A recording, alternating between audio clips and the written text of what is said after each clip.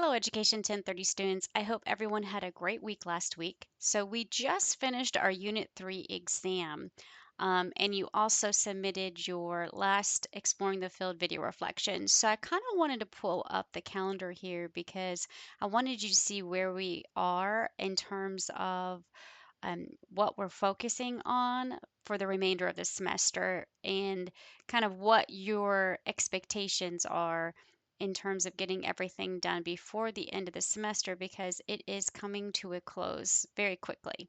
I can't believe it. But if you look here, we just finished the exam 3 as I mentioned, and now we're going to start working on our job readiness module. Now, I did go over this a little bit in the last video that I posted on the course homepage, but we're going to kind of walk you through all the pieces of your job readiness portfolio, what should be included. But if you look here, there's a couple of things that are going to be due this week coming up. So we're going to focus on that. But I'm also going to give you an overview of what the job readiness portfolio consists of, and then what your focus will be. And then you'll see the next week you'll have some more items in your portfolio due. And then after we finish with our portfolio, you're going to see here, since we took our Unit 3 exam, we're not going to actually have a final exam. So during final exam week is when we're going to be doing our Exploring the Field presentations. Now, if you haven't had a chance to go watch that video that I put on the course homepage, please watch it. It goes through the different kinds of platforms and tools you can use to record your screen and yourself. Because this is an online course, you will not have the opportunity to present in front of the class. That's why we are having you record yourself and your screen. So please go back and watch that. I also sent an email out about that. So let's go ahead and jump in to the last module that we'll be working in. So if you go to the course information and click content and get on the table of contents page, if you scroll all the way toward the bottom underneath Unit 3 exam and exploring the field, you're going to see a module that says job readiness. This is what I want us to click on. So here's where you had your focus to career links as well. So if you haven't been in Focus to Career and created an account, you should have done that already. But if you haven't, please do that. Everything is here. I've already done a video on that, so I'm not going to spend time going into that. Go back and watch it. It's on the course homepage. But you will need to use your assessment results for the Focus to Career. Excuse me. So what you'll do is click on the Focus to Career. It's going to take you to a page where you will have to click on the link, and it's going to take you over to the Water State's Career Insights page. Now you will have to scroll down just a little bit until you see the Focus to Career Assessment and Exploration, and then you will click Access Focus to. And again, scroll down. This is the page that I showed you in the video where you can create and register for an account. If you already had an account, you'll just hit log in here. Now, I've already logged in, and mine may look a little bit different than yours when you do log in. So it looks like it logged me back out. So let me go ahead and get back in for you. Okay, so when yours first comes up, it's just going to take you directly to the site. But since I have administrative uh, account, it shows this. But yours will look a little different. It'll just take you directly to the platform. So I'm going to show you the student site because this is what you will see when you first log in. Now, these were the things that I've talked about in the video, so I'm not going to go over that. This is what we're mainly focusing on, the self-assessment components. So the assessment had different areas that it looked at, 4 to be exact. It had your skills assessment, work interests, values, and personality. And it could give you individual results, or you can combine your results. To do this activity, I really do want you to combine your results. So if you hit combine, don't forget to click all 4 assessment areas because you want it to pull up work or occupations based on all four of those assessments. So you'll see here, it'll give you a list of jobs that it thinks that you would, best suit you based on those four assessment areas. So what your job is, I said that you were to go through and look at each of these jobs, ones that you were only interested in. Don't click on ones that you were not interested in. So let's say, um, okay, it shows 99 occupations appear in three of the assessments. So I've had some questions about this in the past, and they said, well, why does it show some up here? Okay, so if you read, um, this is a combined result. So of the four assessments, these are 9 occupations that it thinks fits me best. So you have camp director, chaplain, caseworker, health educators, professor, uh, recreation worker, social worker, youth services specialist. And then when you scroll down, it'll give you a list and it said these are 99 occupations that appear in 3 of the assessments that you've completed. Okay, and it'll show you there's quite a few. Okay, so it would it would do you well to go through. Don't just click with the first 4 assessments. I would go down to 3 because it's giving you more options, right? Don't just look at the top list that it gives you because you see that's 9, these are 99. So just go through and look at the ones that kind of stick out to you that you think that you'd want to do. Um, so let's say that I want to look at education professor. So I'm going to click on that. And when you get in here, it's going to tell you your salary that you can earn. It's going to tell you what kind of training you would need. So this will be your education or schooling. It'll tell you the types of tasks that this job requires, things that you will have to be doing every day or in this job. It also is going to give you your profile, right? And thinking back in those 4 areas, um, it's going to kind of look at where you fall in terms of the Holland code, and it's going to give you work conditions. So like, will you have to do public speaking? Will you have to do a lot of emails? Will you be on the phone a lot? And again, it's listing the educational requirements. Now, one thing that's really neat about the Focus to Career is that it actually kind of links in with the water state certificates and degree programs we have here. So basically, the major areas of study, it's going to click and show you that pathway. So let's say I want to click on education. Okay, it's going to show me a pathway for that. Um, Also common areas of teaching as well that you would have. So it's really neat. I want you to get in here, but what I want you to mainly focus on is that once you do your combined results and you go through, I want you to pick your top 3. Okay, but get in there. So let's say I want to go look at a different one. Let's say I want to look at something completely different. Let's say I look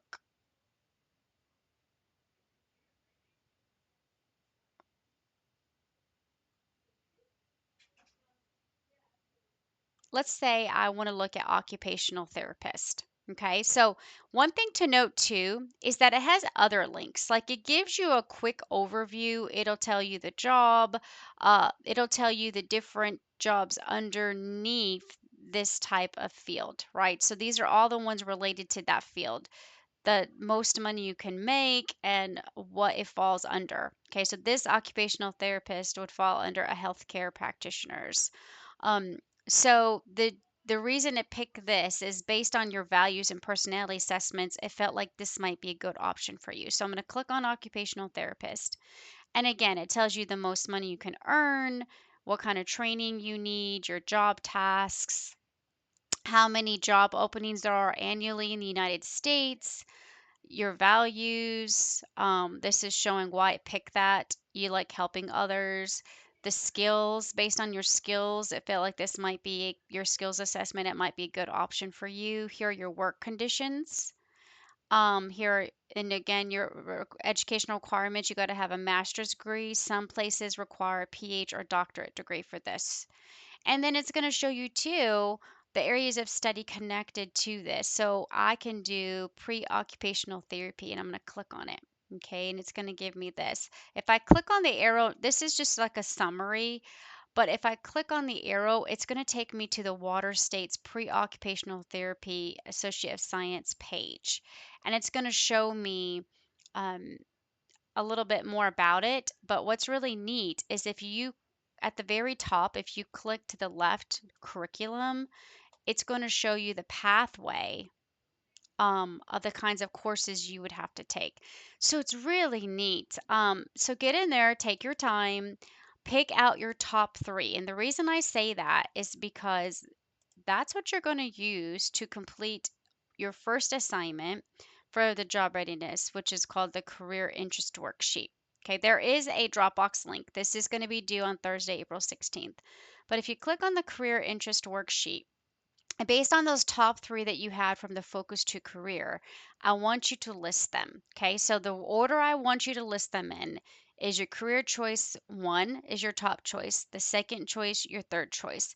And don't just list it. I want you to tell me why it interests you. Okay. And that's it. And then that will get submitted to the Dropbox. So that's the first thing that I want you to work on. And if you look here at our calendar for the 16th, and again, this is located in the syllabus, guys. I've told you this at the very beginning of the school semester. So you'll see that that's the first thing that's due. And the second thing is going to be your personal mission statement. Okay. So underneath the job readiness uh, career interest worksheet Dropbox is the personal mission statement. Okay, so your job readiness portfolio has a few items in it. In a portfolio, in this case, an electronic one, think of it like a binder, like a 3-ring binder when you were in school when you were younger. Uh, this portfolio houses important things about you that helps you get ready for careers and jobs. Okay, that's why it's called job readiness. And the things that you should include in your job readiness portfolio is a resume, obviously, cover letter, but also what we call a personal mission statement, which is one of the items that's due in addition to your career interest worksheet. And a personal mission statement is just thinking about your values and what's important to you and what's your mission in life. And a lot of times we like to connect that to your career. Okay, so that is the first piece you'll see in your job readiness portfolio. But you also have your resume and cover letter, which we will talk about next week. And then we will also talk about next week your mock interview so you can start working on that. But let's just jump in first to the personal mission statement. So if you click on it, okay. And a lot of us may have not heard about it. A lot of organizations will have their own mission statement. Water State has a personal mission statement, and this is what Water State's mission statement is. Through a focus on student success and innovative teaching, Water State enriches the lives of our students and our community. Okay, your church may have one. Um, so, really, it's a driving force. Thinking about how this helps you make decisions when you have challenges arise. So, really, it helps you. Even companies have mission statements. A lot of times, it helps support your pathway, right? Of what you want to do. It helps identify what your values and your goals are. So, in this section in this piece of your portfolio, I want you to craft your own personal mission statement. And if you look here, the one that we have as an example of Water States, it's one sentence, right? It doesn't need to be a paragraph. It's a statement. Okay. So you have a link here that's going to take you to an article that helps you write your own personal mission statement. Okay, so there are some steps when you're thinking about what you want to write. You really first need to identify what your values and goals are. That has to be clarified. That's going to help you define what's the most important thing in your professional life. And a lot of times that really ties back to your values, right? These also thinking about these things in terms of your long term goals, right? Your mission statement can help you guide that and make career decisions. Okay. So if you scroll down a little bit more, it has a link talking about long-term goals. If you're not familiar with that, you can click on that. That can be helpful as well. But a mission statement is not the same thing as a vision statement, and sometimes this can get confused. When we're talking about a vision statement, right, it's different because we're focusing on the present and it provides clear guidance on your current actions. That's your mission statement. Okay, so let's look at some examples. Say that you want to be an author, right? Or you want to write textbooks, or you want to write pieces that help people. Or so this might be a good mission statement for you. To use my writing skills to inspire and educate others around the world to make a change. Okay, that might be someone good that wants to be a writer, so that'd be a great mission statement. Say that you want to be a public speaker, right? To use my gifts as a speaker to improve the self-worth of people around the world, right? Or you could even be an advocate for somebody. Say you want to be a teacher to inspire children to be more than they thought they could be. Okay. Say that you want to own your own company and build that from the ground up. To be a leader to my team, live a balanced life, and make a difference. Okay. So, and some of them are more personal, like to inspire others to achieve great things. I kind of feel like this is a little bit vague. It's good to try to connect your mission statement and your values to career, because if you think about this, this is going in your job readiness portfolio. This is an electronic portfolio that you could take with you, that you can always keep this. Think of it like a draft. This portfolio is a working portfolio, meaning that you can always go in and edit it and change and update, and you could always have this in your back pocket when you're thinking about applying to graduate school or getting a job or leaving Water State and going into the workforce. So this is helpful for you to kind of think of it not just vague and personal, but also connected to what you want to do with your life. Okay, so you're going to draft it. You will put it on just a Word document, and it could just be one sentence. Think about it. You're like, oh, one sentence, that's easy. But it helps you to kind of draft something up, look at it, think about if it's aligning with your values, identifying that, and go through and look at a lot of these examples, right? Also, what I like about this article is it gives you an example of what a company mission statement would be like. Okay, so you'll see here Disney even has a mission statement: to entertain, inform, and inspire people around the globe through the power of unparalleled storytelling. Okay, so you'll see that even companies have their own. Now, when you're trying to write your own personal mission statement, it's important for you obviously to think about clarifying your values and your goals, but think about what's the most important thing to you. What do you want to be? What are you passionate about? Okay? The next thing to do is to put that on paper. Think about what are your most important goals. What are your professional goals? And here's some questions to help you get started. Like, where would I like to be in my career? What would I like to achieve professionally? What would I like to achieve personally or in my community? How do we give back to the community with what I'm doing? Also, it helps if you talk to people, like you could talk to your peers. One question I think is helpful for me too is think about your legacy. What do you want to leave behind? What do you want to be noted for? Um, what kind of positive impact do you want to make? That's what people are going to remember you for, right? When you leave. So there's also a video here that might find helpful about how to craft your personal mission statement. Um, and here's a template that's also helpful. One of the things I always tell students is this template is helpful because it tells you exactly what you're going to plug in. So it's almost a formula, if you will. You always have to have an action. Who is your audience, your skills, and what's the desired results? So what do you want to do? For community, people, what are the skill sets you have, and what's the desired results? Okay, So an example would be, I will create environmentally friendly kitchen products for anyone who cooks at home so they can skillfully prepare and enjoy delicious meals while lowering their carbon footprint. That is quite a hefty mission statement. That's just one example, but it's showing you've got your action, right? You've got your audience who you're doing it for, cooks at home. So home cooks is who that's for. That's why you're developing those products for home cooks. Um, so just keep it short.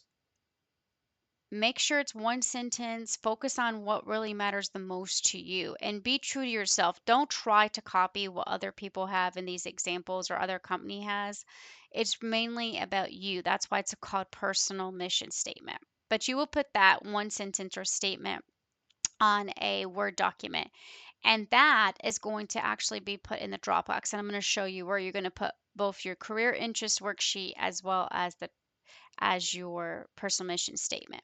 So if you click on assessments and you click on Dropbox, you're going to scroll down to the section that says job readiness. You're going to see here the two things that are due. Thursday, April 16th is going to be your job readiness career interest. That's going to be the top 3 results that you're interested in from the Focus to Career, and then your personal mission statement. Okay, we will talk next week in the video about your cover letter and resume, and then also get into the mock interview feedback. All right, that's pretty much what your focus is. Don't forget to continue working on your Exploring the Field presentation. A lot of you have already submitted your outline, you've submitted and started working on putting your presentation together with Google Slides or Canva, Book Creator. Really, I'm giving you can use PowerPoint, whatever is the most easy for you to use, but just make sure that when you are putting it together that you're following the outline that you submitted because you had to get that approved, but also that you're keeping it short for the video because you only have 3 to 5 minutes. All right, as always, please reach out if you have any questions. Until next time, take care.